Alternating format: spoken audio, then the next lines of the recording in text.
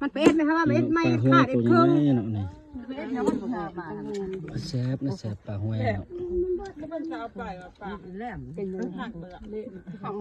ตัวนี้น่ามึงจะเอา เขาจะพาไปเลย เมื่อแหลงจังเมื่อแหลงไป เมื่อแหลงบอกมันเรามึงกระปีงใบตอนกลางคืน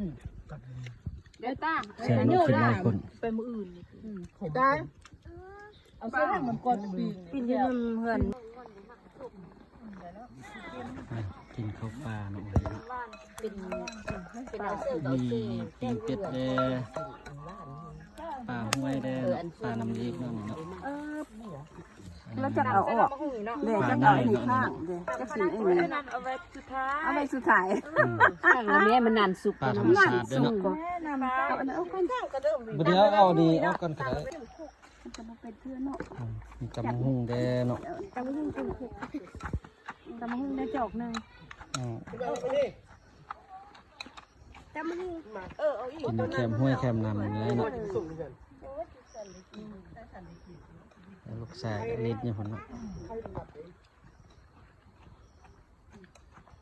ไอ้เอาหัวมันไหมเอาหัวมันลงไม่ไอ้น้อยนึง อันนั้นเป็นไฟฮะแม่ไฟ